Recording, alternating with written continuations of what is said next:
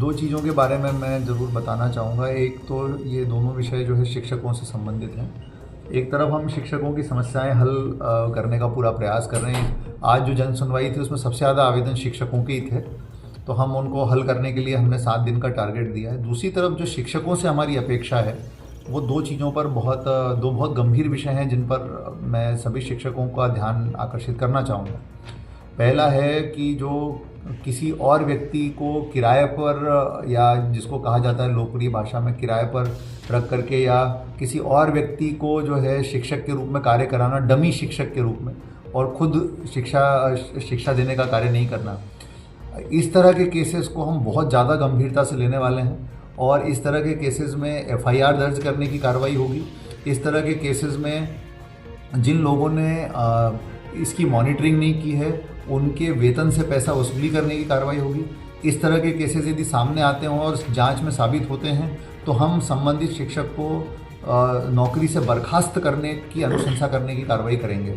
तो मैं ये बताना चाहता हूँ सभी को कि ये बहुत ही गंभीर मसला है। यदि कहीं से भी मेरे पास ऐसी शिकायत आई, और दमोह हेल्पलाइन को हमने इसके लिए एक्टिवेट किया हुआ है, दमोह हेल्पलाइन पर शिकायत की जा सकती है इसके बारे में कि कोई व्यक्ति किसी और डमी शिक्षक के माध्यम से शिक्षा दिलवा रहा है, तो हम बहुत कड़ी कार्रवाई करेंगे ऐसे मसलों में। तो कोई भी व्यक्ति इस तरह की हिम्मत बिल्कुल ना करे, इस तरह का काम बिल्कुल ना करे। और ये एक आपराधिक विषय भी है, ये 420 ही है कि हम जो है अपनी जगह किसी और को भेज रहे हैं, और ये शासकीय धन का गबन भी है कि हमारे को सैलरी मान लो 50,000 रुपये मिलती है, हम दूसरे व्यक्ति को 10,000 रुपये दे रहे हैं और उससे पढ़ाई करवा रहे हैं। तो इसका मतलब ये है कि हमने सरकार जो हमको वेतन दे रही है उसके बराबर हम काम बिल्कुल नहीं कर रहे।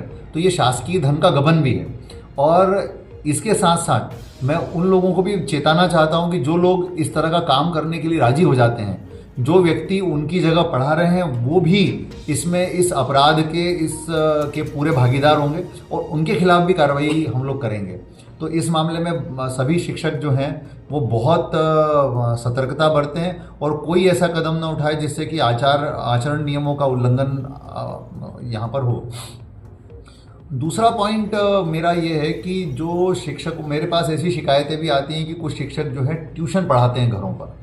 तो सरकारी स्कूलों के यदि शिक्षक हैं और ट्यूशन पढ़ाते हैं, आज हमने इसका एक सर्कुलर जारी किया है और इसमें पूरी प्रक्रिया जो मध्य प्रदेश शिक्षा संहिता है उसमें प्रक्रिया दी हुई है कि यदि मान लीजिए किसी शिक्षक को ट्यूशन पढ़ाना है तो वो कितने बच्चों को मैक्सिमम पढ़ा सकता है और इसके लिए प्रक्रिया क्या होगी। तो कोई भी शिक्षक, एक तो जो शिक्षा संहिता में और नियमों के अंदर और निर्देशों के अंतर्गत जो 2005 के निर्देश हैं उसमें जो संख्या दी है उससे अधिक बच्चों को ट्यूशन नहीं पढ़ा सकता। जितना मुझे याद है अधिकतम 3 बच्चे हैं उसमें, तो उससे ज़्यादा नहीं पढ़ा सकता। और दूसरी चीज़ ये है कि पढ़ाने से पहले, ट्यूशन घर पर पढ़ाने से पहले उनको सक्षम अधिकारी की लिखित अनुमति लेना ज़रूरी होगा। तो यदि कोई भी शिक्षक, सरकारी स्कूल में पढ़ाने वाले व्यक्ति, यदि बिना लिखित अनुमति के और जो संख्या उस लिखित अनुमति में दी है उससे अधिक यदि कोई भी ट्यूशन पढ़ाता पाया जाएगा तो उनके खिलाफ भी बहुत कड़ी कार्रवाई हम लोग करने वाले हैं। तो इसीलिए ऐसे सभी शिक्षक ध्यान देंगे, विशेष रूप से जो अपने घरों से कोचिंग क्लास चला रहे हैं, सरकारी शिक्षक जो कि घरों से ट्यूशन चला रहे हैं, यदि उनको ऐसी कार्रवाई करनी है तो शिक्षा संहिता और 2005 के निर्देशों के अंतर्गत वो सक्षम प्राधिकारी से पहले लिखित अनुमति प्राप्त करें। अब यदि अगले महीने से हम इसके बारे में औचक निरीक्षण शुरू करेंगे, यदि कोई भी शिक्षक हमें लिखित अनुमति के बिना इस तरह से कोचिंग पढ़ाता पाया गया या कोई भी शिकायत आती है तो हम ऐसे लोगों के खिलाफ कड़ी कार्रवाई करेंगे। और इसके लिए भी हमने दमोह हेल्पलाइन का नंबर खोल दिया है। मैं रिक्वेस्ट करूंगा जनता से कि यदि ऐसा कोई केस आपको मिलता है 1 दिसंबर या उसके बाद से, तो हमको दमोह हेल्पलाइन पर बताएं।